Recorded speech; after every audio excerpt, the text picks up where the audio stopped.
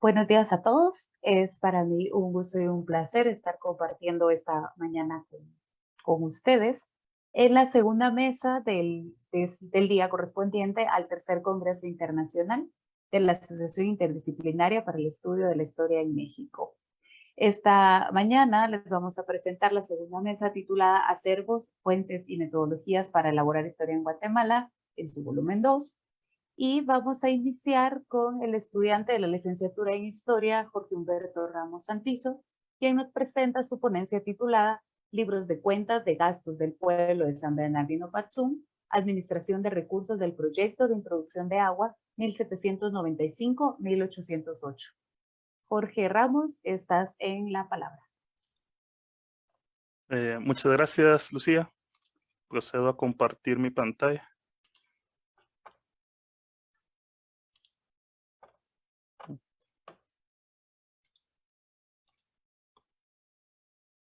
¿Se ve y me escuchan bien? Se ve y te escuchamos correctamente. Excelente. Bueno, muy buenos días a todos. Quiero agradecer primeramente a los organizadores del Tercer Congreso Internacional y a la Asociación Interdisciplinaria para el Estudio de la Historia de México por la oportunidad de compartir mi experiencia en el quehacer del historiador. Esta ponencia nace de la investigación y del artículo titulado Introducción de agua al pueblo de San Bernardino Patzum, 1795-1808, a 218 años de la construcción de la Fuente del Parque. Mi presentación explica el proceso de recopilación, ordenamiento y análisis de datos presentes en los libros de cuentas para entender la administración de la obra de introducción de agua al pueblo de Patzum. Como pueden ver en la imagen, el pueblo de Patzum se ubica en la parte central del país, teniendo al oeste el lago de Atitlán y al este la cabecera departamental de Chimaltenango. Si nos iríamos más al este, encontraríamos la antigua Guatemala y un poco más al este la ciudad de Santiago, la nueva Guatemala de la Asunción. Patzum quedaba en la ruta del Camino Real, el cual conducía a la costa sur, los Altos y México. Entonces era un pueblo de paso bastante importante. Ahora procederé a leer un pequeño resumen de la investigación. A finales del siglo XVIII, en el pueblo de San Bernardino Patzum, perteneciente a la jurisdicción del corregimiento de Chimaltenango, se inicia la obra de introducción de agua, debido a que la infraestructura existente ya no satisfacía las necesidades de la población. La obra fue aprobada en el mes de febrero de 1795, siendo corregidor de Chimaltenango el responsable de la obra, con el apoyo de otras personas del pueblo como el cura párroco para el manejo de los gastos y control de la obra. Los trabajos se iniciaron en febrero de 1796, pero fueron impetuosamente interrumpidos a finales del mismo año por la muerte de un trabajador, lo cual desencadenó el alzamiento de los pobladores.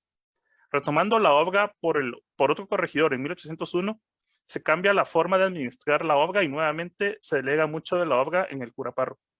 La obra se termina en 1804, las declaraciones de cuentas son presentadas a la Real Audiencia un mes después, las cuales son revisadas por la Contaduría de Cuentas y el cierre de la obra se lleva a cabo en el año de 1808.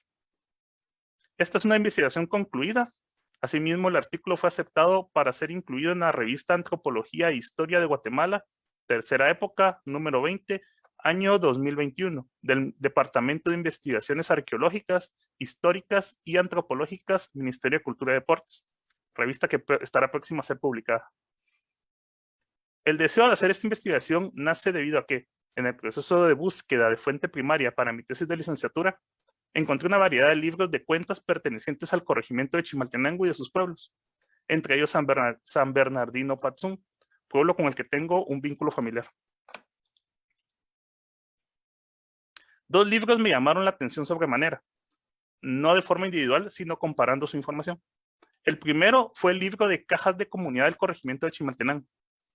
A finales del siglo XVIII, el corregidor centraliza los fondos de comunidad en el pueblo de Chimaltenango, sede del corregidor, por lo que cada pueblo debía demandar sus fondos de comunidad anualmente. En el libro mencionado se asientan las entradas y salidas de dicho fondo. En una de las partidas del año de 1802 se puede encontrar el descargo de 9.032 pesos y 7 reales entregados al cura párroco de San Bernardino Patzum para la obra de introducción de agua. En la imagen, en la izquierda, se puede ver una de las páginas del libro de cuentas con un resumen del cargo general de todos los pueblos del corregimiento. El segundo libro que encontré es el de cuentas de los gastos de la obra de introducción de agua al pueblo de Patzum. Este libro consta de 84 folios, inicia su numeración con el número 59, por lo que se presume fue parte de otro libro. En él se encuentran correspondencias sobre asuntos de la obra, recibos de los distintos pagos ejecutados, informes de cargo y data e informes de revisiones de la contaduría de cuentas. En el libro, el corregidor registró la construcción de varias pilas, tomas de agua y la fuente de la plaza. La pregunta que me surgió al leer esto inmediatamente fue, ¿será esta fuente la que actualmente se encuentra en el Parque del Pueblo? Y efectivamente resultó ser la misma. Aquí en la imagen, en la de la derecha, es la portada del libro, la primera página del libro de cuentas de la introducción de agua. Y en la siguiente foto podemos ver en la fuente del pueblo en la actualidad, la cual es un icono para los pobladores. Todos estos dos libros fueron encontrados en el Archivo General de Centroamérica, en el fondo colonial. Los libros no estaban directamente identificados en el fichero, estos fueron encontrados en la sección del corregimiento de Chimaltenango.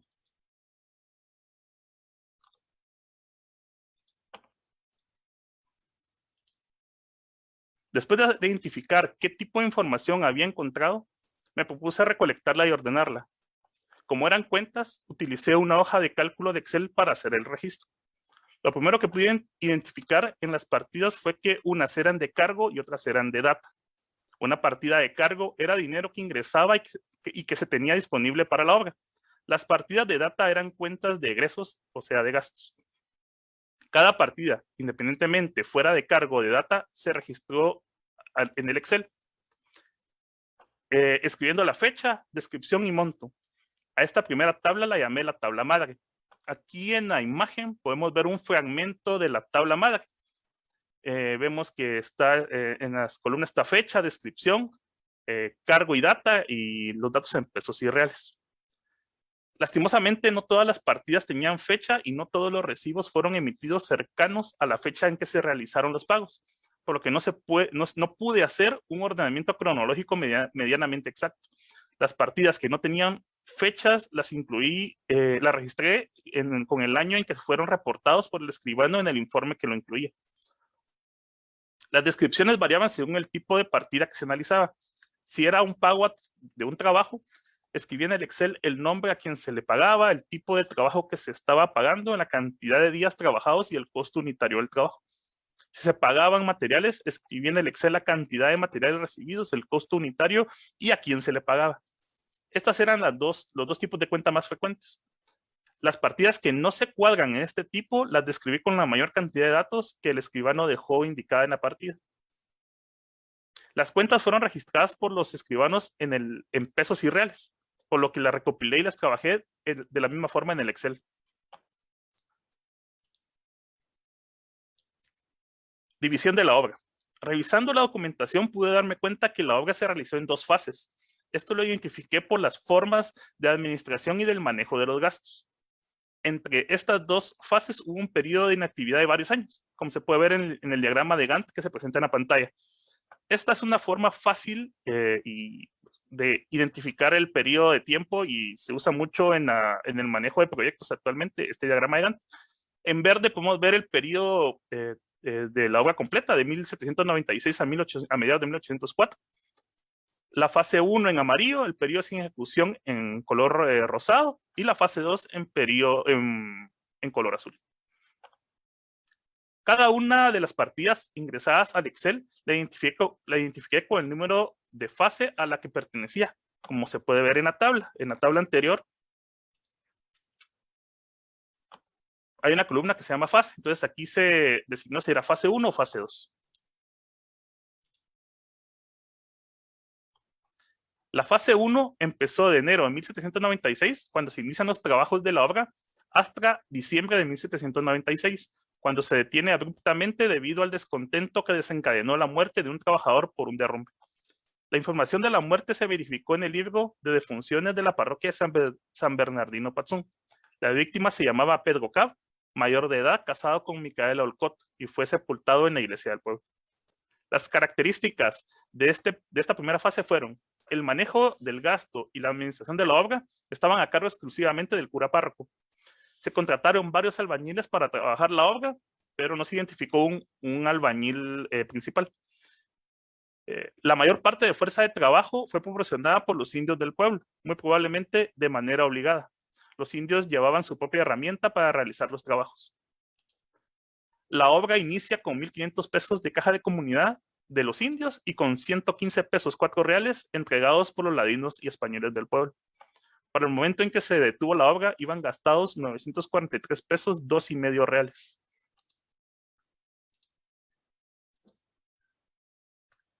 En esta primera fase, agrupé las partidas de gastos en 3 categorías: gastos en trabajadores, gastos en materiales y otros gastos. En los gastos de trabajadores, agrupé los pagos a los albañiles y la manutención de los mismos. El monto ascendió a 620 pesos y 7,5 reales. En los gastos de materiales incluí los pagos por cal, caños y herramientas. Este monto ascendió a 258 pesos y 4 reales. En la categoría otros gastos incluí gastos por traslado de dinero desde Chimaltenango, en donde se encontraban la caja de comunidad, hasta el pueblo de Patzún, además de los gastos de visita del corregidor al pueblo para supervisar la obra. El monto de esta categoría ascendió a 63 pesos 7 reales. En la imagen podemos ver las 3 tablas, que son una tabla de resumen de cada una de los tipos de trabajo.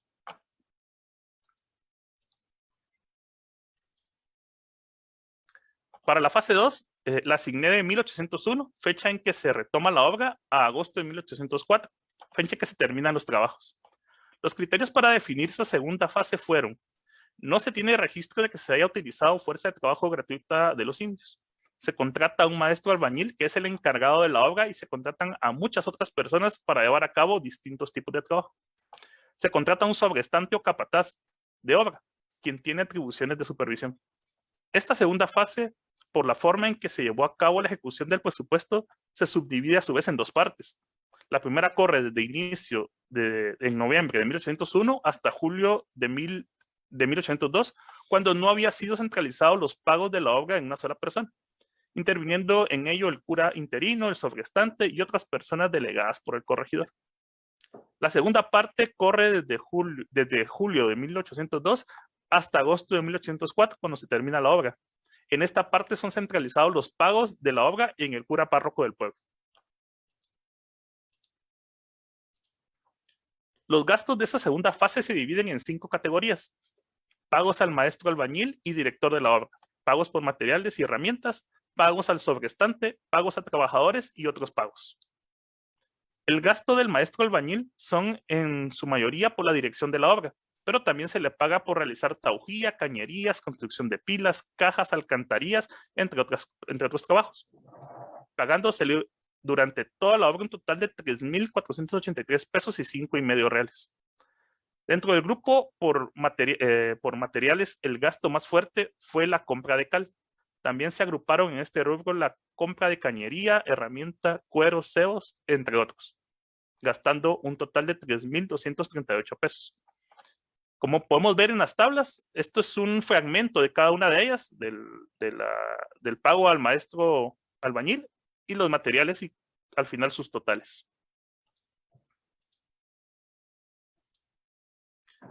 El pago al sobrestante, pues fueron gastados 518 pesos 4 reales, y el grupo pago a trabajadores, donde se incluye cualquier pago a personas contratadas por cualquier trabajo durante la obra, excluyendo al maestro albañil y al sobrestante. Se contratan para la obra albañiles, mineros, taladradores, canteros, ladrilleros, entre otros que no aparecen descritos con un oficio específico. El total pagado a los trabajadores durante la obra fue de 1,404 pesos y 3 reales. Como podemos ver en la imagen, pues son fragmentos también de la tabla donde vemos el título, fechas, descripciones, los montos y al final el total. tanto para la tabla de sobrestante como para la tabla trabajadores. El grupo otros gastos fue el más bajo en el monto y partidas.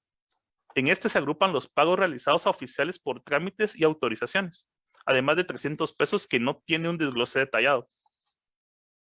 En este grupo se pagó un total de 389 pesos, 2,5 reales. Esta tabla, como vemos en la imagen, sí es la tabla completa, que solo tiene 5 entradas. Y lo mismo, fecha, descripción, pesos, su monto en pesos y reales y el total.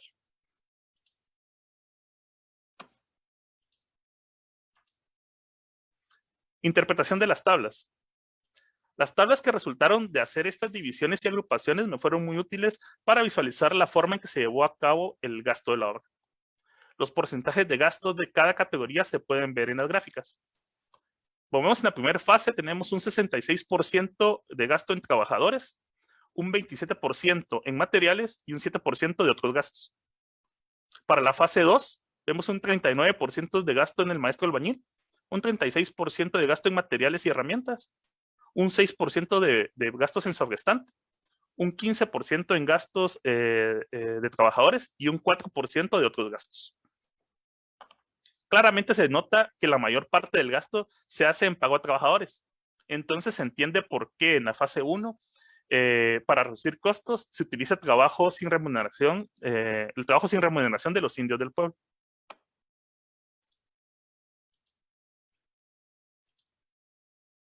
Las tablas también fueron de mucha utilidad para confirmar los cálculos hechos por los escribanos que presentaban en los informes de cuentas.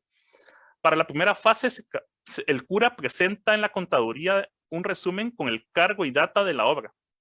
Este resumen se basa en más de 60 partidas registradas por el cura. Cada una de ellas fue ingresada al Excel. Los montos los confirmé y son correctos, como se puede ver en la imagen. Vemos en la imagen de la derecha, el cura registra como cargo 1,615 pesos y 4 reales y como data o gastos 943 pesos, 2,5 reales. Y en mi sumatoria en Excel da los mismos datos, 1,615 pesos, 4 reales para el cargo y 943 pesos, 2,5 reales para data. Para la fase 2, el corregidor presenta a la contaduría un resumen con la data de la obra. Las partidas de este resumen se basan en más de 130 pagos individuales que se hicieron, los cuales también ingresé al Excel. Los montos de este resumen también son correctos, como se puede ver en la imagen. En la derecha vemos del libro de cuentas, el corregidor reporta 9,033 pesos con 7,5 reales y en mi sumatoria da 9,033 pesos y 7,5 reales. Esta tabla es una tabla resumen que nace de esos más de 130 registros individuales que fueron escritos en los distintos reportes y en los distintos recibos de trabajos.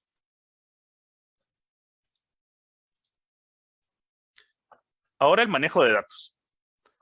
En documentos históricos escritos a mano, pues como sabemos, se tiene la dificultad de la escritura del escribano y el grado de deterioro del papel y tinta, así como la calidad del equipo para fotografiar los documentos, entre otros factores.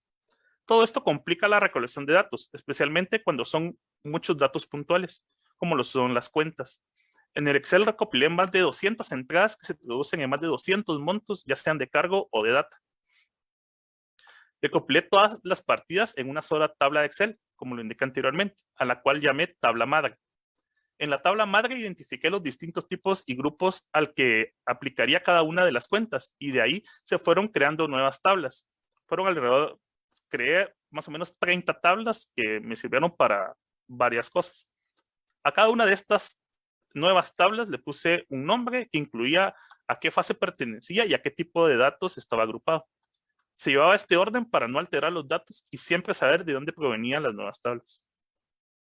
Toda tabla, al final, tiene una sumatoria, la cual se obtiene un total en pesos y otro total en reales. El total de reales había que convertirlo a pesos y sumarlo al total de pesos para que el dato tuviera coherencia. Pues básicamente, si uno suma 6 reales, como vemos en la imagen, más 4.5 reales, daría 10,5 reales, pero 10,5 reales es un peso con 2,5 reales. Entonces, ese peso había que sumarlo a la columna pesos. Entonces, lo que hice, hice una fórmula en Excel para que esto fuera de forma automática. Entonces, esto es lo que se ve abajo en la imagen. Esta es la fórmula para pesos y esta es la fórmula para reales para que este proceso fuera de forma automática. Esto fue de gran ayuda ya que evita errores en la manipulación de datos al reducir la cantidad de ingresos y de cálculos. En todos los totales de todas las tablas, incluyendo la tabla madre y todas las que se crearon a partir de ella, se utilizó esta fórmula. A modo de comentario final, el uso de hojas de cálculo de Excel me sirvió para registrar y procesar la información encontrada en la fuente primaria. Las tablas son una forma fácil de ordenar los datos y poder manipularlos y desde ella poder sacar conclusiones. Me he percatado que muchos compañeros historiadores y estudiantes no les gusta o tienen reservas al momento del manejo de números, ya que se cree que no son la información tradicional que un historiador maneja. Yo los invito a que se animen a utilizar ese tipo de herramientas que, si bien son sencillas, son de gran utilidad y así incluir en nuestros trabajos de investigación datos que de otra forma no serían incluidos. A todos los presentes, muchas gracias por su atención. Aquí dejo mi contacto por cualquier duda. Muchas gracias, Jorge. Agradecemos tu presentación tan detallada e ilustrada. Pasamos ahora a darle la palabra al estudiante de Historia y licenciado en Criminología, Jorge Miguel Alvarado España, quien esta mañana nos presentará su ponencia titulada Alabada sea la concepción pura de María, discurso, ideología, imagen y usos de los grabados en las patentes de cofrades de la Cofradía del Cornadillo, Guatemala, 1815-1816. Tienes la palabra, Jorge, te escuchamos. Muchas gracias, Lucía. Ahorita les comparto mi presentación.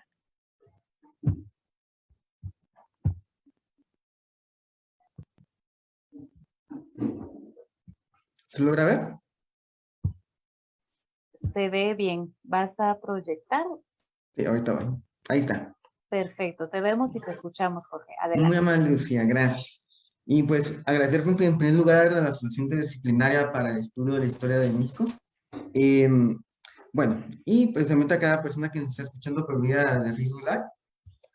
Bueno, mi ponencia trata precisamente, ya que es un poco redundante, es sobre el tema que está precisamente en la pantalla, que es alabada sea la concepción pura de María, discurso, ideología, imagen, y usos de los grabados en las patentes de cofrades de la Cofradía de Cornadillo, 1815-1816. Muy bien. Bueno, en primer lugar quisiera comentar de que esta pequeña ponencia versa precisamente sobre la segunda fase de una investigación que estoy realizando, como ya sea con investigación independiente, y pues si se da la oportunidad más adelante para que sea parte de mi tema de tesis, sobre el rito barroco y sus transformaciones socioculturales de 1768 a 1829. Y bueno, pues, ¿por qué surge la necesidad de este tipo de investigaciones, no? Claro, yo personalmente había comenzado a trabajar esta investigación a partir de diciembre del 2018 y surge a partir de haber hallado el libro de cuenta y data de los años de 1815 y 1819, pero especialmente la de 1815 y 1816, porque aquí se hallaron unos grabados que corresponden precisamente a la iconografía inmaculista, que la orden franciscana, y bueno, en este caso, orden tercera de San Francisco, defendió tanto durante la época hispánica. Y claro, esto surge también como una forma con la cual también, cómo son sujetos de estudio, el objeto de estudio, y cómo también se va a procurar acercar de forma objetiva los elementos visuales y la relación con lo escrito en cada uno de los contratos, en este caso patentes, especialmente en los años de cambios políticos y económicos de las primeras décadas del siglo XIX, que estamos hablando ya del ocaso, ya de la época colonial en América. En este caso en Guatemala, ya cuando es un reinado de Fernando VII, cuando se encuentra los decretos de las Cortes de Cádiz, y también varios años previos a los movimientos liberales independentistas.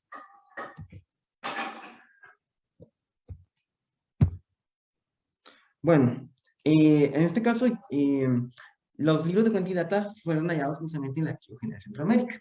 Y bueno, voy a hablar muy brevemente porque ya en la mesa anterior ya se profundizó sobre las funciones de los archivos aquí en Guatemala y sobre hablar así a grandes rasgos de lo que se trata de Archivos Centroamérica.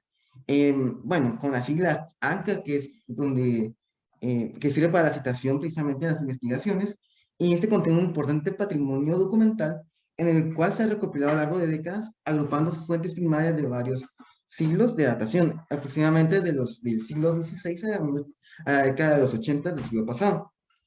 Eh, a un lado de la pantalla ustedes verán que es una fotografía del fichero Pardo. Bueno, el fichero Pardo surge precisamente en 1965, eh, precisamente por el profesor Joaquín Pardo, que él agrupa a diferentes estudiantes y precisamente los pone a trabajar precisamente en el rescate de documentación eh, precisamente de las temporalidades que hablaba anteriormente.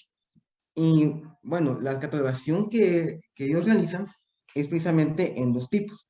El A1, que es lo que sirve precisamente para identificar a la parte del fondo colonial, y precisamente el B, o B2, ¿va? Que sería para catalogación de la parte de la época independiente. Que a mí personalmente me sirvió más el A1 del fondo documental colonial.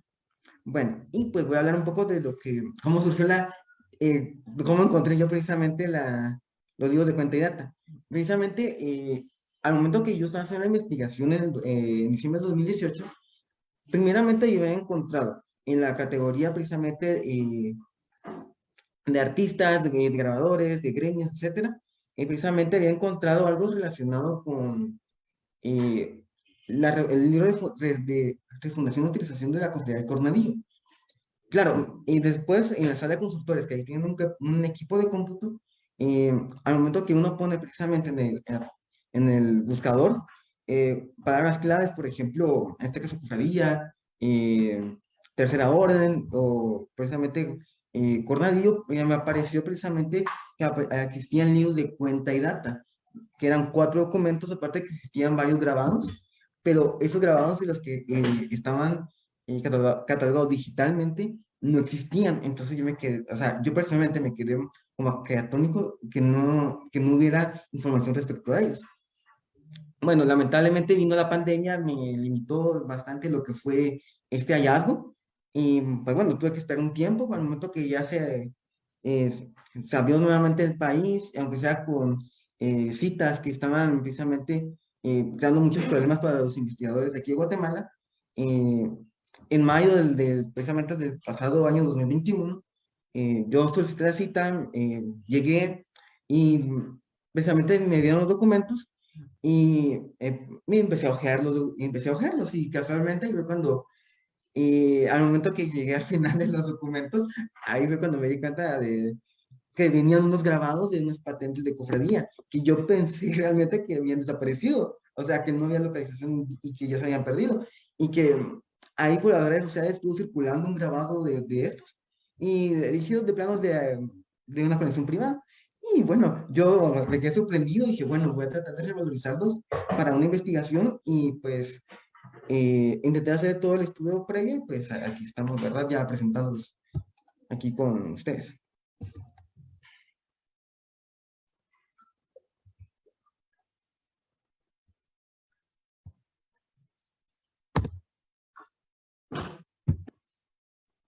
Bueno, y lo que les comentaba, ¿verdad? ¿Qué son los libros de cuenta y data? Bueno, los libros de cuenta y data son inventarios que realizó esta institución laica precisamente en estos años para patentizar los gastos que se realizaban, tanto de entierros, porque la parte del entierro, o bueno, la parte de la muerte era muy importante para este tipo de grupos, y también los gastos precisamente de las actividades públicas de fe y de las actividades internas. Y precisamente aparece el nombre de Francisco Durantes en los 4 libros, digo los 4 porque estoy hablando de 1815 y 1819, y habla del secretario. Él se encargaba precisamente de la utilización de estos libros de cuenta.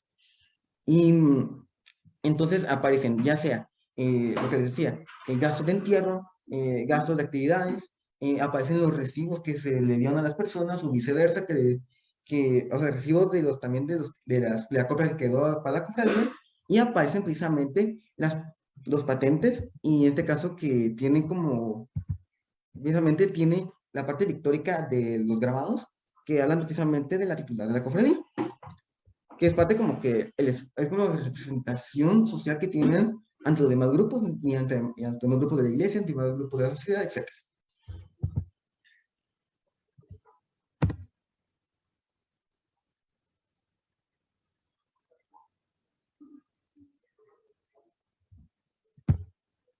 Bueno, una breve historia de los grabados, que es lo que aquí me tiene precisamente presentando la presentación, muy así, precisamente muy sintéticamente, esas surgen en Flandes precisamente y en la época del Renacimiento, se exporta precisamente a América por las vías comerciales de ultramar con la finalidad de propagar este discurso propagandístico, tanto de la monarquía hispánica como de la misma Iglesia Católica, precisamente española. Y llega, bueno, y la necesidad que llega a Guatemala es durante la segunda mitad del siglo XVII, estamos hablando de 1660 cuando llegan las imprentas. Y esos tienen una gran diversidad de técnicas para las cuales se van a implementar. Y está, por ejemplo, de punta de acero, a buril, está la famosa serigrafía, está la calcografía, está también el agua fuerte, está el entallado y está la talla dulce, que precisamente son como que yo actualmente tengo como que las palabras más presentes, esas técnicas. Y también está, por ejemplo, el grabado a madera, que también es como que es como que el más antiguo de los que yo tengo conocimiento. Eh, claro, ya en el siglo XVIII se comienza una revolución hacia precisamente de los grabados, precisamente con las imprentas, y más que todo se van a dar, uno, ya sea para los artistas, para que hagan, por ejemplo, diferentes obras escultóricas, obras pictóricas, o grabados en plata, y otros tipos de actividades que se van a dar, ¿verdad? De las artes técnicas y de las bellas artes. Pero también se van a ayudar precisamente para preparar libros devocionales, por ejemplo, las artes de graduación, o por ejemplo, sellos, por ejemplo, que se quieran colocar precisamente en los libros, precisamente de las actividades civiles, actividades de las actividades religiosas, trámites, etcétera, etcétera. Bueno, pues voy a hablar un poco del tratamiento de apuntes, no sé si se me quedó trabada la presentación. Bueno, yo lo que precisamente hago precisamente con ese tipo de documentos, es, primero que nada, como les decía, hacer el papeleo correspondiente. eh, Hago precisamente lleno la boleta para la documentación. Y también anteriormente, claro, lo que yo hacía era escribir a mano alzada lo que era y, o sea, determinar qué era el legajo, el expediente, y también determinar precisamente o sea, dónde había localizado el documento. Posteriormente a esto, lo que hago es tomar una fotografía porque a veces hay datos que a uno se le pasan también. Posteriormente hago lo que es la paleografía, que así hablamos un poco coloquialmente es con la transcripción documental, y posteriormente ya un, ya hago precisamente lo que es una búsqueda de fuente secundaria que me ayude más que toda la parte teórica. Y posteriormente ya hago el análisis respectivo. Eso es lo que yo precisamente hago. Ya actualmente lo que estoy haciendo para tener también un acervo propio de lo que estoy investigando, estoy tratando de hacer una pequeña base de datos en Excel, que ahorita no la puedo compartir porque acaba la presentación. Bueno, voy a hablar un poco también sobre la metodología que he utilizado precisamente que he utilizado para el estudio que estoy presentando. Y bueno, me ha servido precisamente el estudio de Juan Isa Calvo Portela, que que él es de la Universidad Autónoma de México, y él hace un estudio que se llama La Inmaculada Concepción de algunas estampas de libros editados en la Nueva España del siglo XVIII y XIX. Y bueno, él habla precisamente que hay unos límites también para este estudio en México. Como a mí me sucedió aquí en Guatemala, que hay muy poco, se han hecho muy pocas investigaciones respecto a lo que es los usos de los grabados, sobre los talleres o los gremios de grabadores. Y bueno, su clasificación, más que todo en la parte técnica, le habla de la entalladura y talla dulce, y la comercialización de las imprentas, precisamente en México. Y entre los grabados que él hace precisamente sobre estos, está la Tota Pulcra, la Amica Sole o simplemente Inmaculada, también está la Virgen con dragón coronada, y San Francisco sostiene la Virgen, y por supuesto la Inmaculada con Fatimiana. Él especifica que la Tota Pulcra aparecen libros de cabildos, constituciones, libros devocionales. Y con la Amica Sole regularmente a representar devociones específicas en la escultura o pintura en forma alegórica. Y la Virgen con dragón y estando coronada es una iconografía que muestra a la Virgen coronada con corona imperial y que representa una reafirmación del poder monárquico sobre el orden hispano y entremezclado con el dragón apocalíptico, que es parte de las Sagradas Escrituras. Y aparece también el otro grabado que es San Francisco siendo la Virgen, que aparece en los libros de reglas conventuales femeninos especialmente. Y bueno, y el otro que es el libro de devocionales, que es la Inmaculada con sus padres, que es mucho menos frecuente durante la época hispánica. En el caso de la investigación que estoy presentando, se hallaron precisamente 3 de los estilos descritos en el autor, o sea, yo hice una comparativa y aparece la Mica Sole, que tiene detalles propios de este tipo de grabado, y en los libros de cuenta y data de aquí en Guatemala, que aparece una filactería, que es Alabada sea con su figura de María, que es precisamente el título que yo tomé para la ponencia. Y bueno, y aparece con una luna invertida antropomorfa. Y bueno, este tipo de grabados lo utilizaban más que todo para determinar lo que era para los capitanes de la cofradía. Y por supuesto, ¿verdad? Que y es algo interesante porque aquí aparece una capitana. Entonces vamos viendo precisamente esta importancia en el que hacer una institución religiosa del papel de la mujer, y especialmente desde principios del siglo XIX, o sea, ya estamos hablando de 1800 a 1804. Y también ayuda a reafirmar las obligaciones de estos cofrades, que es velar por el cumplimiento de la celebración y creencia del patrocinio de la Virgen sobre los terceros franciscanos. Y mientras que aparece precisamente ese tipo, aparecen varias, entonces me da pauta de que es posible que sea algo más calcográfico. Y aparece también el Tota Pulcra, que es más que todo de 1800 a 1805, y es más que todo como fórmulas iconográficos, más que todo para los que no pertenecen a esta jerarquía tan elevada del grupo, y es más que todo con fines devocionales. Y aparece la Virgen con el dragón por nada, solo aparece un grabado, es de finales del 18, y precisamente corresponde a este gusto tan barroco, precisamente del siglo de la época colonial, y aparece con un título de don o doña a la persona precisamente que se le dio. Y bueno, posiblemente tiene el mismo esquema narrativo que el mexicano, que la reafirmación de estas personas de herencia de familias acaudaladas superiores, y pues con el pensamiento conservador, y pues bueno, o sea, es como una reafirmación a la parte de el poder de la monarquía. Y bueno, y entre un dato que yo quisiera como que agregar aquí, es que aparecen precisamente 2 personas que tienen a su cargo imprentas, porque dice que se llegaron, por ejemplo, 1300 impresiones a cargo de don Mariano Arevalo y otras 1300 estampas a doña Martina, sin mencionar el apellido. Entonces, es importante porque es parte también como esta forma adquisitiva de material visual propagandístico para difundir la devoción e ideología del sentimiento franciscano.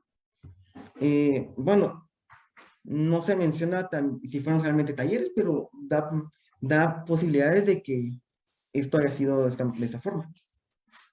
Bueno, y como una reflexión final, pues bueno, yo quisiera agregar también de que el estudio precisamente de los grabados son importantes para determinar el amplio panorama social, político, cultural a través de los materiales visuales que se pudieron haber dado durante todo el periodo hispánico, y que pueden llegar a tener diferentes discursos, diferentes narrativas, y que puede ayudarnos a determinar que la forma de la vida cotidiana de los diferentes grupos sociales, del complejo esquema social que habitaba precisamente durante estas décadas, ya casi al ocaso de la, de la época hispana en América.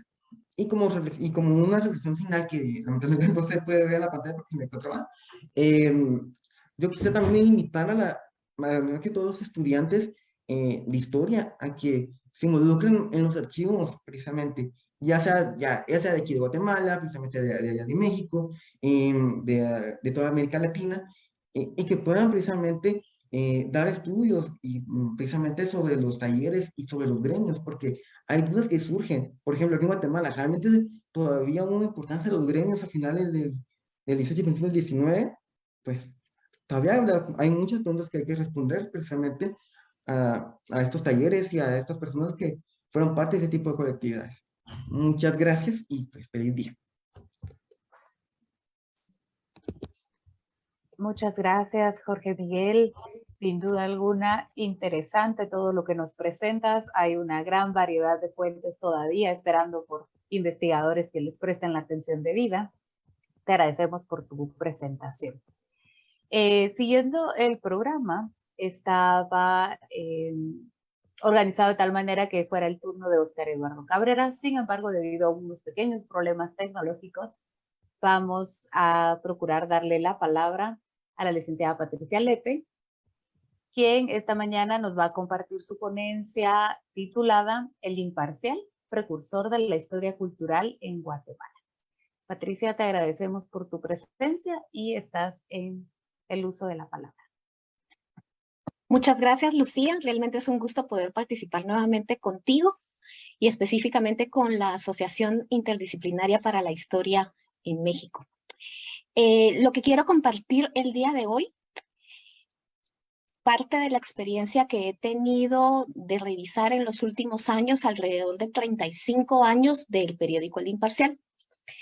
Durante estos periodos, que parte desde el año de 1922 hasta finales de los años 50, me he dado cuenta que hay toda una diversidad de información cultural que se puede abordar.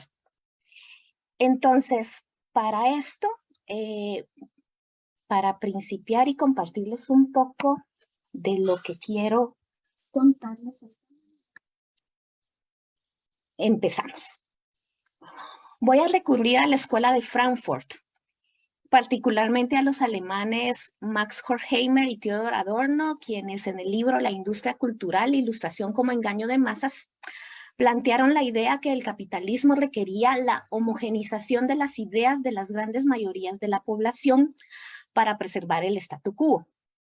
Fue entonces que los medios de comunicación de la época, caracterizados por su capacidad de reproducción, como el cine, la radio, la prensa, los afiches y la televisión, fueron los responsables de promover la industria cultural, donde el objetivo principal no fue el estudio de la técnica en sí, sino fue la cultura de masas, es decir, el conjunto de los grupos de las sociedades homogenizados a favor de preservar las ideas de los países industrializados como Francia, Inglaterra, Alemania y Estados Unidos, que peleaban y se repartían el resto del mundo, particularmente en los países que éramos menos industrializados.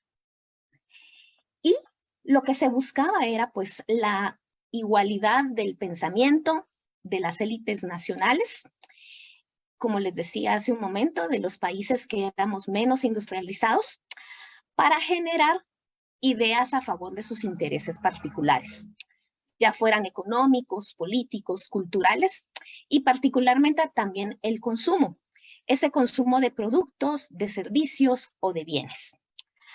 Partiendo entonces que las categorías no puede ser una camisa de fuerza,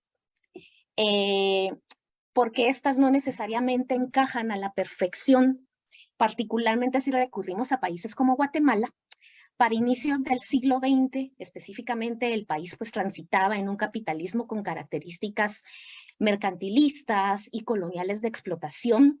Quiero mostrarles a continuación cómo un medio escrito como El Imparcial nos puede ofrecer una variedad de información, como bien les decía, política, económica, social, pero particularmente si lo vemos con los ojos de ahora, esa capacidad del hibridismo cultural y de la globalización, que ya empezaba a mostrarse desde esa época. Para adentrarnos un poco a lo que fue este medio escrito, plantearé algunos antecedentes que permitieron el nacimiento de este periódico. El mismo surgió en un momento crucial para el país. Después de los terremotos que azotaron la ciudad en finales de 1917 y principios de 1918, conjuntamente este evento natural contribuyó con toda una serie de situaciones políticas, económicas, al derrocamiento de Manuel Estrada Cabrera, que es el personaje que ustedes ven en la fotografía. Este presidente guatemalteco estuvo alrededor de 22 años en el poder y se caracterizó por tener un férreo control en todo el desarrollo del país, ¿verdad? Y particularmente, pues era un opositor de la prensa. Era una persona que censuraba completamente y la prensa en ese momento se caracteriza porque únicamente está a favor de él. No había una prensa crítica, adversaria, si lo queremos ver de esa manera. El Imparcial circuló en la ciudad de Guatemala a partir del año de 1922 hasta 1985. Fue fundado por Alejandro Córdoba, un empresario asesinado en 1944 en los albores de lo que fue la Revolución Guatemalteca. También fueron cofundadores el escritor César Brañas y Antonio Gándara Durán.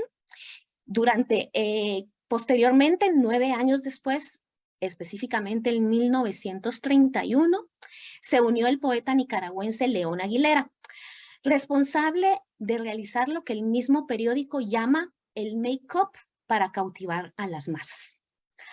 A partir de entonces, bajo la premisa de ser un periódico libre en su discurso, salvaguardando la imparcialidad y la objetividad, inició en 1922 con un tiraje de 2.000 ejemplares para una población de 125.000 habitantes en la ciudad de Guatemala.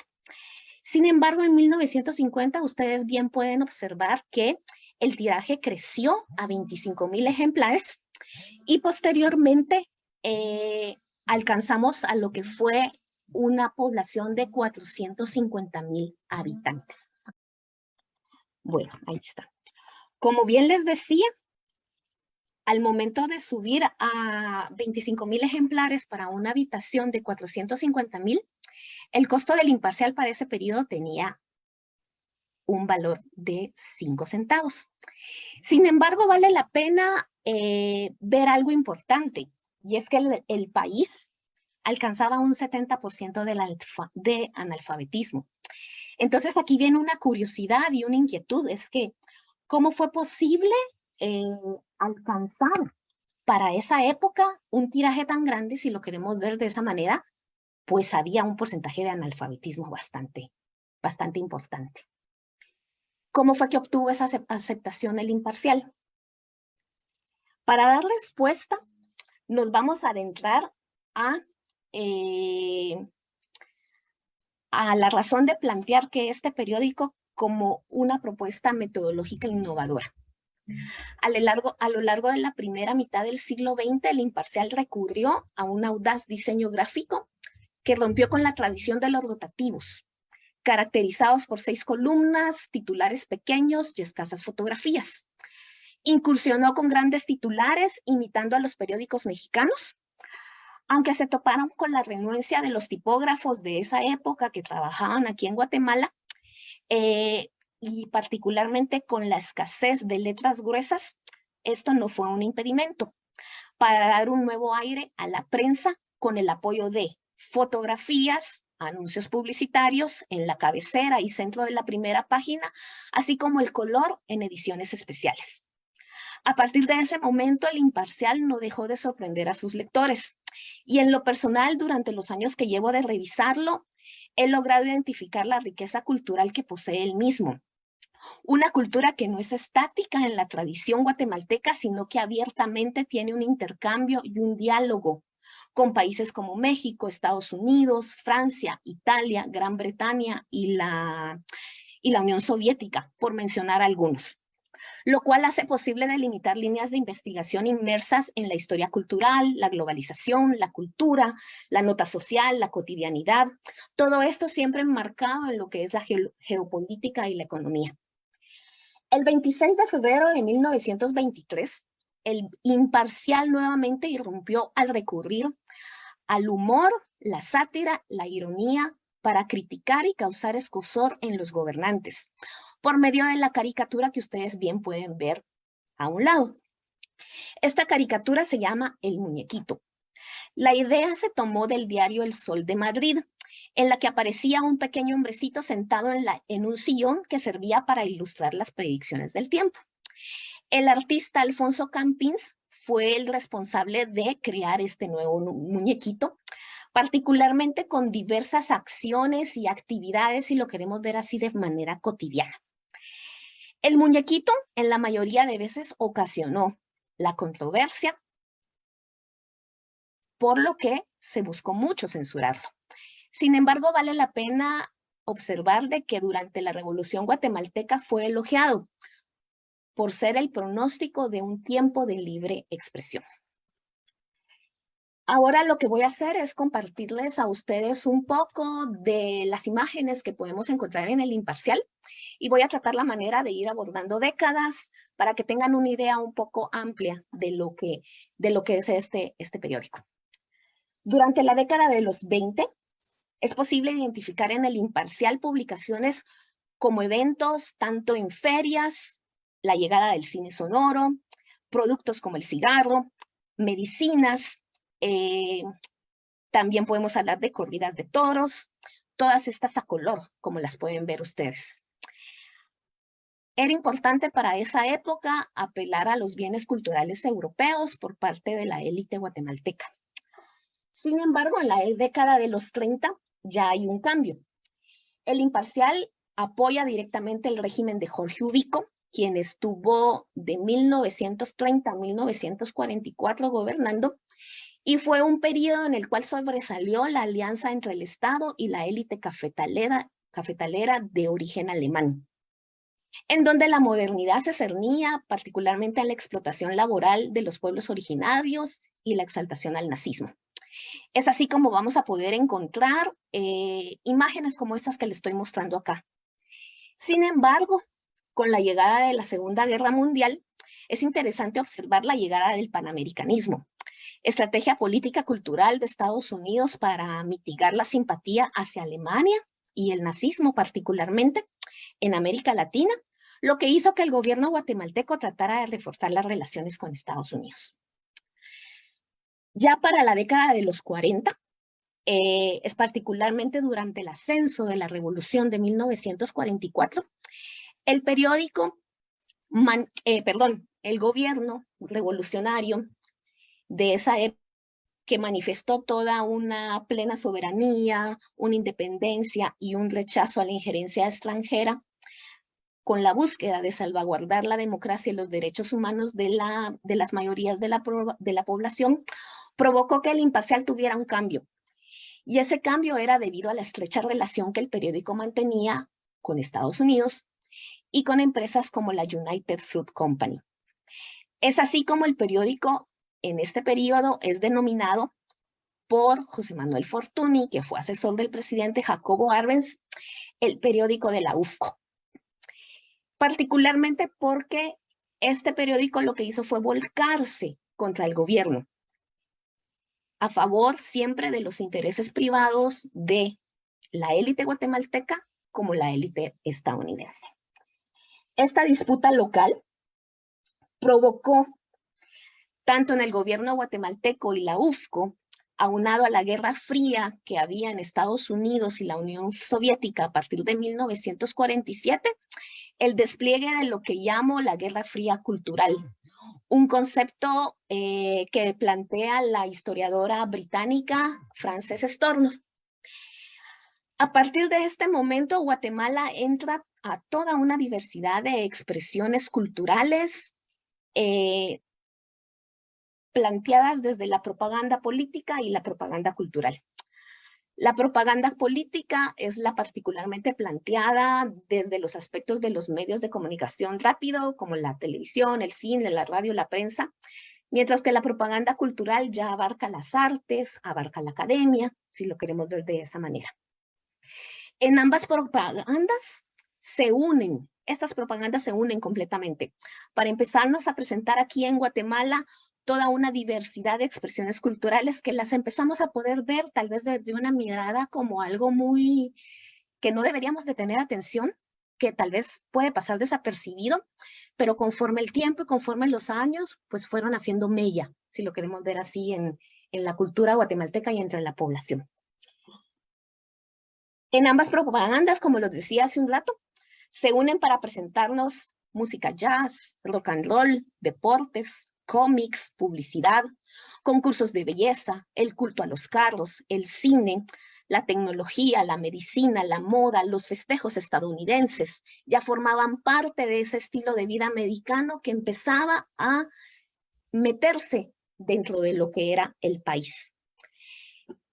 Esto particularmente con la idea de que las élites y las clases medias pues la adoptaran, la reprodujeran. En cuanto a expresiones culturales propias de Guatemala, también es un campo muy interesante que hay dentro del periódico. Y aquí solamente les voy a dar a conocer algunas cosas que he ido encontrando. Hay posibilidad de estudiar desde la Semana Santa, la Navidad, los sitios arqueológicos, el indigenismo, las ferias, la marimba, los eventos naturales como erupciones, terremotos, inundaciones, rebeliones, por supuesto la literatura, la pintura. También hay información sobre bares y restaurantes, el surgimiento de los supermercados, las tiendas por departamentos, la orquesta sinfónica. Por supuesto, y algo bien particular que ahí hay que tener una mirada para poderlo encontrar, es esa forma en que los pueblos originarios estaban inmersos, y estaban inmersos en su cotidianidad real, ¿verdad? Ahora les presentaré un poco de lo que había de México en El Imparcial. Este periódico contaba con un reportero en Chiapas, quien enviaba información sobre literatura, arquitectura y urbanismo. Particularmente hay información de Diego Rivera con sus murales. El cine fue una cuestión sumamente importante. La cantidad de películas que hay de cine mexicano planteadas en El Imparcial es muy interesante, así como la llegada de artistas. Y también hay información sobre la independencia mexicana, sobre la Revolución Mexicana, que creo que puede ser pues de interés, como bien les decía, en ese intercambio que había por ser pues cercanos geográficamente. En el siguiente slide les comparto el listado de periódicos que actualmente están disponibles en la Hemeroteca Nacional de Guatemala. Ya vi por ahí que puse mal escrito Guatemala. En este periódico, en este listado hay 3 periódicos que son del siglo XIX y el resto son del siglo XX. La mayoría de periódicos ya desaparecieron. Actualmente, pues en Guatemala estamos en ese tránsito de dejar el papel y pasarnos únicamente a lo que es el medio digital. De igual manera, quiero contarles también algo. Y es que la revisión del periódico El Imparcial particularmente me permitió poder plantear mi tema de investigación de tesis, el cual se centra en conocer el cine internacional proyectado en el país. Como ustedes pueden ver en esta gráfica, está el total de películas exhibidas durante el periodo revolucionario, que es de 1944 a 1954, y también los 3 años del primer gobierno contrarrevolucionario. La idea de este documento que elaboré, que fue particularmente una base de datos, me mostró algo sumamente interesante, y es que ustedes bien pueden ver ahí la cantidad de cine internacional proyectado en el país, en donde el primer lugar lo llevaba Estados Unidos. Posteriormente está México, con una cantidad muy bonita de películas, ¿verdad?, que se proyectaron en el país, y después pues cada uno de los países que tuvieron alguna presencia. Ya para finalizar, El Imparcial pues es un engranaje, desde mi perspectiva, un engranaje muy importante de la formación de la cultura de masas en Guatemala. En sus páginas mostró singulares episodios humanos por medio de la letra escrita, la fotografía, las caricaturas, el color, las artes. Apeló a la racionalidad y a las emociones con diversas perspectivas para hacer lo que el lector leía fuera una extensión de esa realidad, la cual podía adoptar, reproducir y consumir. el hibridismo cultural que se formó durante el periodo que circuló este periódico es un nuevo desafío, realmente. Desde la interdisciplinaridad, se puede abordar desde muchos aspectos y la idea de hacer esta presentación es, pues, invitarlos a todos ustedes para que puedan sumergirse en este maravilloso periódico, porque estoy segura de que podrán encontrar algo de interés. Y pues muchas gracias. Muchas gracias, Patricia. Agradecemos tu detallada exposición, bastante gráfica, con mucho contenido que nos invita, por supuesto. Tenemos ahora en la programación la presentación del estudiante Óscar Eduardo Cabrera Witz, quien nos presentará su ponencia titulada Cotidianidad, Historia y Jurisprudencia, San Marcos, Guatemala, 1921 a 1930. Estimado Eduardo, dame un momento, voy a compartir tu presentación. Creo que ahí está viéndose ya por todos, así es que te dejo en el uso de la palabra, Eduardo. Ok, hola, buenas tardes, espero que me escuchen bien, disculpen por el atraso, tenemos unos pequeños problemas técnicos, pero espero que ya estén solucionados. Mi exposición es sobre cotidianidad, historia y jurisprudencia en San Marcos, Guatemala, de un periodo de 1921 a 1930. Agradecimiento especial a la Asociación Interdisciplinaria para el Estudio de la Historia de México, a la coordinadora Lucía Ramírez por la invitación. Una breve introducción del proyecto. Es un tema que se ramifica de una investigación mucho más grande, en la cual pues tomamos este elemento adicional que sería la cotidianidad como eje principal y una ramificación que nos sirve para analizar lo que en este proceso de investigación sería al ser humano como eje fundamental y central de la investigación histórica, pero no tomando grandes acontecimientos, sino propiamente hacer una investigación que delimite la cotidianidad diaria del ser humano, sus relaciones personales, sus relaciones sociales, económicas, la vida privada, que muchas veces en un aspecto más grande de una investigación histórica, tomando en cuenta si partimos de la jurisprudencia de San Marcos, pues se deja al lado algunos elementos individuales de la sociedad que podría dejar sin presencia aquellos elementos culturales, tradiciones y todos estos procesos que a través de la historia van a ir evolucionando y que con ello posiblemente podamos también ver otros elementos de la época que pueden estar invisibilizados. Siguiente, por favor. Siguiente.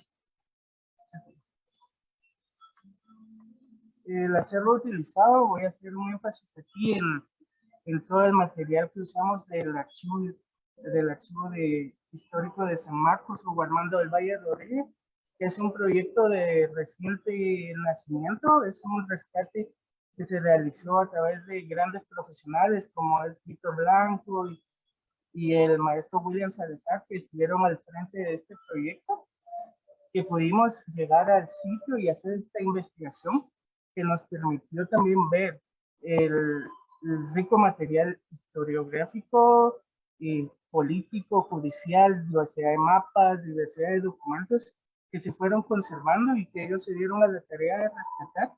Y es importante también hacer una investigación que abarque o que tome estos pequeños focos de investigación y grupos de estudio que enriquecen no solo a la historiografía guatemalteca, sino a la historiografía local, ¿verdad? Como es para San Marcos este archivo tan importante, ¿verdad? Entonces, el trabajo de las fuentes, pues es un enfoque que se realiza con el apoyo de los maestros, buscando en sí hacer énfasis en encontrar nuevos rumbos para hacer historia. No solo nos enfocamos quizá en la documentación o en las fuentes primarias básicas, sino que buscar otros elementos que nos permitan, por así decirlo, explorar estos pequeños espacios del orden social, de lo público-privado. ¿Qué queremos decir con lo público y lo privado? Que es las formas de vivir de la sociedad, su por así llamarlo, irrelevancia y lo común que podría llegar a ser, como en unos ejemplos que más adelante voy a enseñar, y que estos tienen un alcance en el acontecer humano importante como elementos que nos permiten no solo contestar la realidad a nivel nacional, sino a nivel local sobre elementos sociales que aún persisten al día de hoy. Entonces, en los ejemplos que apunté adelante, pues me voy a detener un poco más en explicar estos detalles que a mí me parecen interesantes y que apoyados con la historia y el derecho y lo cotidiano, que es un tema que últimamente ha tenido una gran exposición en el ámbito histórico profesional, pues nos permiten también entender un poco cómo se vincula o cómo entiende la sociedad las leyes y cómo estas pasan a ser parte de un proceso social entre sus relaciones, cómo aplican las leyes y los códigos de moral en el día a día, ¿va? Y también el recurrir al sistema político, judicial, es un apartado importante que considero es de gran importancia para entender que también muchos de los procesos sociales, ya sea que sea un conflicto familiar o una riña callejera o una inconformidad entre un grupo social y otro, o sea, una comunidad en conflicto con otra comunidad, y cómo llegaron a resolver esos problemas apoyados en una expresión de la propia evolución cultural y también de los elementos judiciales y legislativos que brinda la ley guatemalteca. En este caso, la mayoría de los documentos analizados son testimonios de gente que estuvo directamente en conflicto, ¿verdad? Entonces, acudían en su mayoría a juzgados de paz, que es una ramificación del organismo judicial guatemalteco, que se encarga, como su nombre dice, de llevar un proceso legislativo o judicial sin que hayan consecuencias políticas de ley mayores a las partes involucradas. Es un organismo que se encarga de una discusión, de abrir un debate, de exponer los elementos que tiene la parte demandante contra la parte demandada. Entonces, se pone una discusión. Realmente desconozco en muchos casos si se abre una discusión cara a cara, pero siempre se encuentra el testimonio de la parte demandada como de la parte demandante, y es interesante ver cómo uno y el otro expone qué es la inconformidad ante el otro.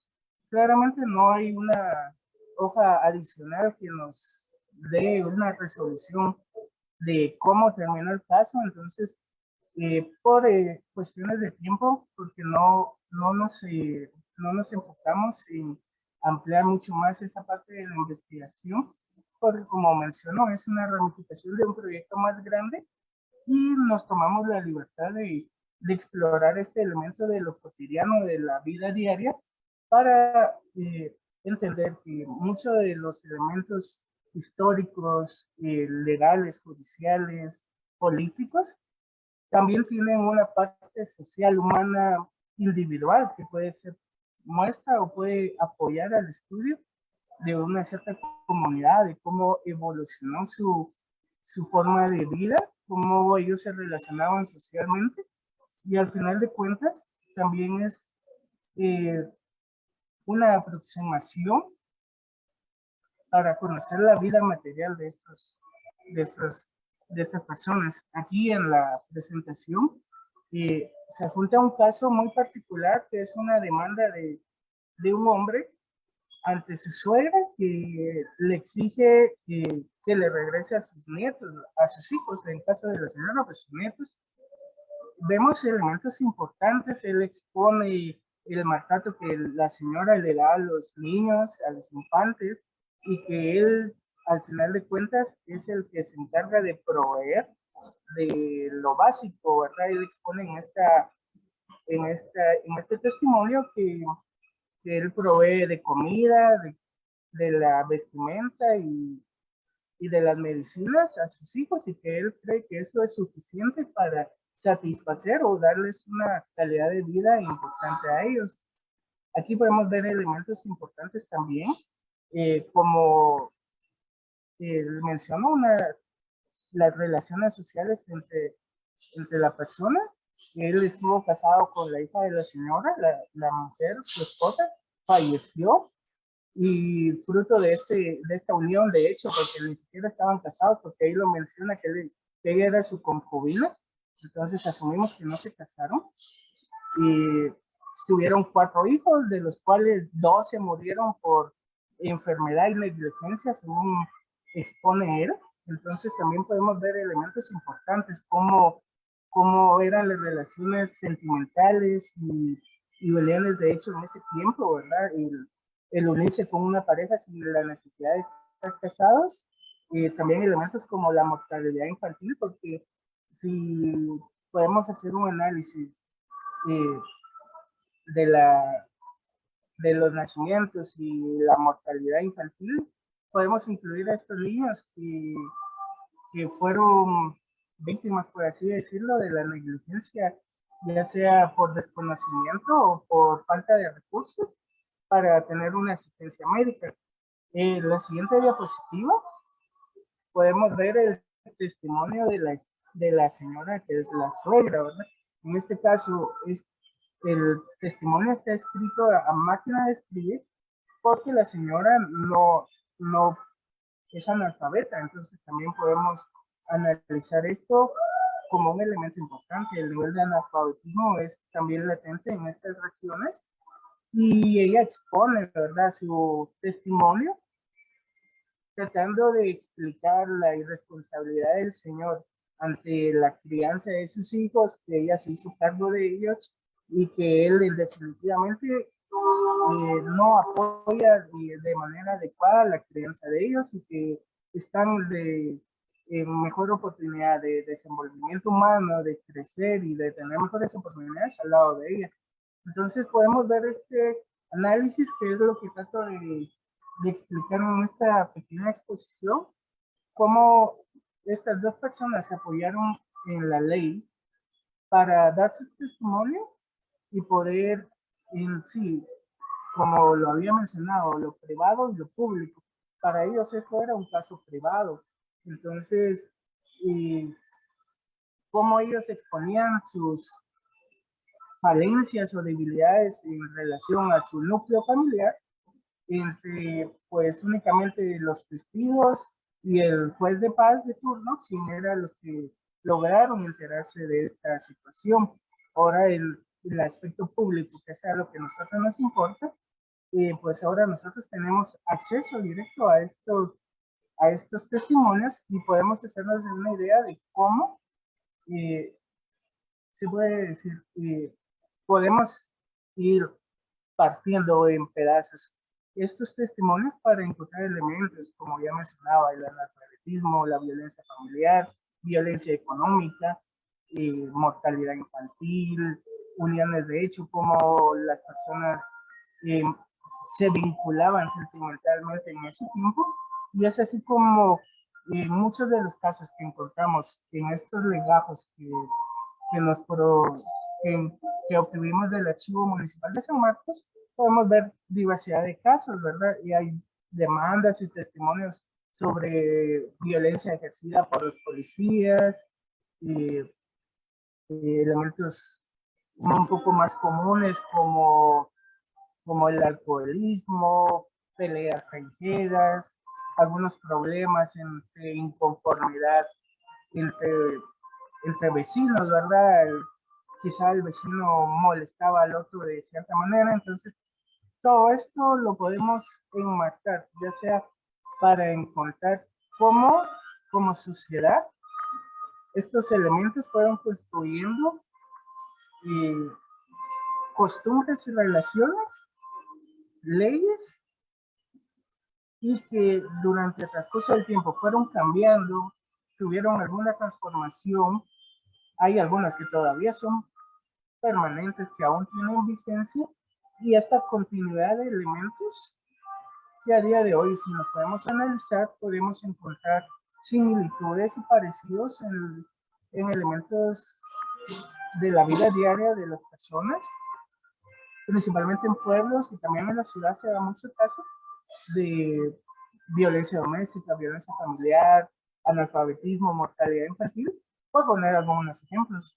Entonces, muchos de estos elementos nos ayudan a entender estos procesos que a la larga, apoyados por la jurisprudencia y la historia política, nos permiten construir un panorama mucho más amplio, tomando en cuenta que también podemos adentrarnos a esta parte de la historia, a esta parte del derecho, a esta parte de lo político humana, porque todo lo importante para el estudio de la historia es el ser humano. Entonces, estos elementos individuales procuran tener en su haber la presencia del ser humano, de sus relaciones sociales y de sus elementos que tienen un orden ya establecido, que se mantienen a través de la costumbre, a través de la tradición,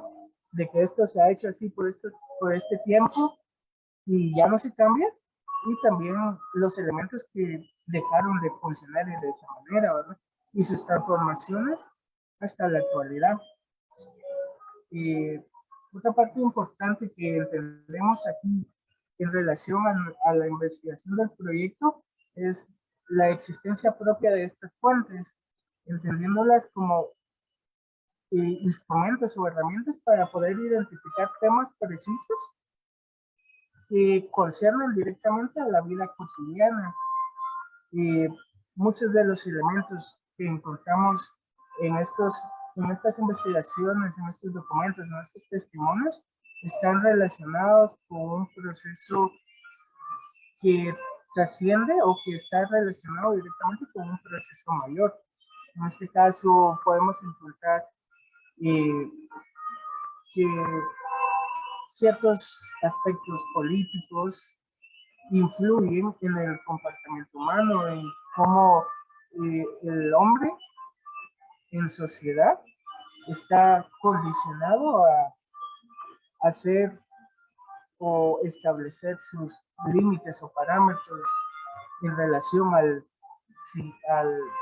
a su igual, con todos estos elementos que podemos ir desvinculando de estos testimonios, de estas fuentes. Ya en este caso, pues, es un proyecto que se hace a base de testimonios, a base de demandas de un organismo de paz o un juzgado de paz, pero que pueden ser elementos, como ya bien lo hace la sociología o la antropología, que reconstruyen desde el interior y permiten entender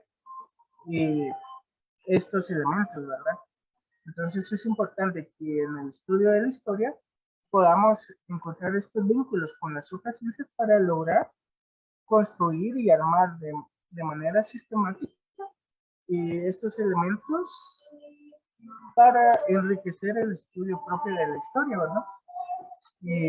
Ya para finalizar, pues únicamente invitarlos a la exploración de estos archivos de reciente nacimiento, como es el caso del archivo de San Marcos o Armando del Valle, porque esto nos permite ya sea encontrar nuevas líneas de investigación, como darle de este valor a estos proyectos que nacen con esa finalidad de encontrar nuevos espacios de investigación, de incentivar a la investigación y que como historiadores, como cientistas sociales podamos vincularnos directamente con espacios que posiblemente en nuestro imaginario, en nuestros objetivos como cientistas sociales no están contemplados. Entonces podemos encontrar una diversidad de documentos enriquecedores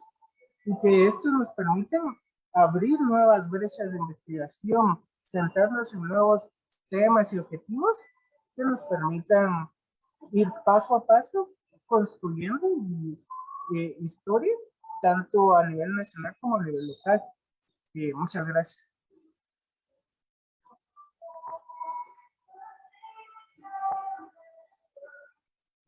Muchas gracias, Eduardo. Agradecer la presentación. Sin duda alguna, las fuentes son variadas y nos permiten conocer a las sociedades en distintas temporalidades. Les agradezco a todos sus presentaciones. Hemos concluido el programa del día de hoy. Abrimos por el momento el espacio para preguntas. Veo por acá que no tenemos ninguna todavía en el chat. Les damos ahí un par de minutitos a los presentes por si quieren hacer alguna pregunta. Y mientras tanto me adelanto yo a preguntarle abiertamente al ponente Jorge Humberto Ramos si podría él en esta oportunidad ampliarnos el uso de las fórmulas totales, que es lo que utilizó para sus tablas, según lo que yo entendí. Muy bien, Lucía, gracias. Voy a presentar mi presentación. Y me voy a ir a esta tabla. Muy bien. Básicamente, todas las tablas que yo generé en esta investigación, utilicé una fórmula para sumar los pesos y los reales y así no generar ningún tipo de confusión ni de error en los totales. En esta tabla pues se ve sencillo porque son 5 datos puntuales y los datos se pueden sumar muy fáciles, pero cuando son 100, 200, 300 o cualquier cantidad de datos, pues obviamente esto da un poco más de problema. ¿Y cuál es el problema? Pues con sumar pesos y reales, que recordemos que no son decimales base 10 como los manejamos, no es manejar dinero como ahora, que son centavos, sino estos son pesos y reales que son octavas partes. Entonces no se pueden manejar solo así. Básicamente lo que yo hice es que sumaba en la fórmula primero de pesos, la sumatoria de pesos, en este caso nos daba 388 pesos, y la sumatoria de reales 10 y medio reales. Obviamente, esto ya, como les dije, había que pasar los reales a pesos. Entonces, para esto la primera fórmula, en la cual yo sumo todos los pesos, que serían 388 pesos, sumo los reales, que serían 10.5, los divido entre de 8, lo cual nos daría alrededor de 1.30 y algo. Y esos 1.30 y algo los sumo a los 388 pesos, que daría un total de 389.30 y pico de pesos. Obviamente no nos sirven los pesos con decimales, entonces por mover en la fórmula hay una función que se llama truncar. Esta función lo que hace es que nos da el valor entero de cualquier número, incluyendo un número que tenga decimales. Entonces quita los decimales y nos deja solo el 389, que es el número que necesitamos. Entonces de esta fórmula, así funciona la fórmula para los pesos. Para los reales, obviamente como les dije, la sumatoria aquí sería 10.5 reales.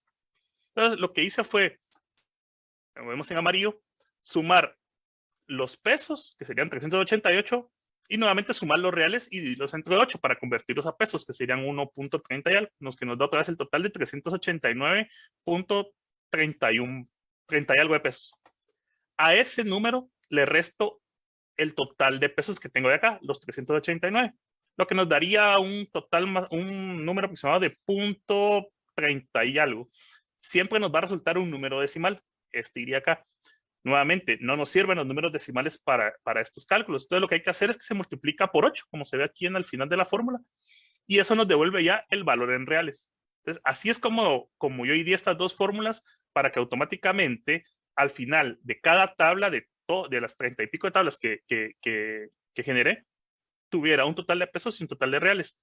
Y la usé desde el principio porque ya solo iba metiendo los números y parcialmente ya sabía el total. Entonces esto es de mucha ayuda para, como dije, para reducir entradas, para no estar haciendo fórmulas por separado, ponerlas en otro lado o creando más columnas. Y lo otro es para reducir equivocaciones al momento de ir haciendo operación por operación o ingreso por ingreso. Entonces, así fue como yo trabajé esto de las fórmulas, que es muy sencillo, pero hay que tener pues un pequeño grado de manejo de Excel y que muchas veces esto no se tiene del todo el conocimiento. No sé si ahí está, Lucía. Sí, muchas gracias, Jorge. Sin duda es importante también animarse a otras formas de tratar los documentos y las fuentes. Tenemos reporte de Facebook, unas felicitaciones a todos los ponentes, la cual les hago llegar a ustedes. Por el momento, debido a que no tenemos más preguntas, estamos por finalizar la segunda mesa de ponentes guatemaltecos en el tercer congreso, no sin antes invitarlos a que después del receso a las 5 de la tarde, hora México, nos acompañen en la siguiente mesa, que es Historia de la Educación, y finalmente a las 20 horas, Ciudad de México, la clausura del evento.